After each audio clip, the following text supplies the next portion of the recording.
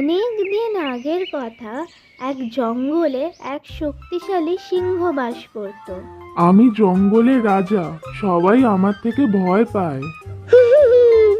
আরে রাজা সিংহ, তুমি তো সত্যি সাহসী, কিন্তু বুদ্ধির কি হবে? বুদ্ধি? আমার তো শক্তিই যথেষ্ট, বুদ্ধির কি প্রয়োজন? পরের দিন সিংহ নদীতে জল খেতে যায়। আজ প্রচন্ড তেষ্টা পেয়েছে আমার। রাজা সিংহ, তুমি কি জানো এই নদীতে কুমির থাকে? কি? কুমির? না, তুমি মজা করছো নিশ্চয়ই। একদম না, তুমি তো শক্তিশালী, কিন্তু কুমিরকে পরাস্ত করতে বুদ্ধির প্রয়োজন। আর ঠিক সেই সময় একটি কুমির জল থেকে বেরিয়ে এলো।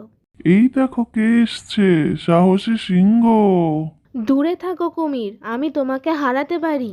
রাজা সিংহ, তোমার শক্তি তো সত্যিই প্রবল, কিন্তু এই পরিস্থিতিতে বুদ্ধি খাটাতে হবে। তখন বানর কিছুক্ষণ চিন্তা ভাবনা করে একটা বুদ্ধি বার করলো। রাজামশাই, কুমিরকে একদম ভয় দেখিয়ে লাভ নেই, আসো আমরা ওকে ফাঁদে ফেলি। কি পরিকল্পনা তোমার? আমরা নদীর পাশে গর্ত খুঁড়ে রাখি। কুমির তাড়া করলে তুমি গর্তের দিকে দৌড়াবে। আমি গাছ থেকে একটা লতা ফেলে দেব, তুমি লতা ধরে ওপরে উঠবে আর কুমির গর্তে পড়ে যাবে। তখন সিংহটি পরিকল্পনা অনুযায়ী দৌড়াতে শুরু করলো। আমি তোমাকে ছাড়বো না।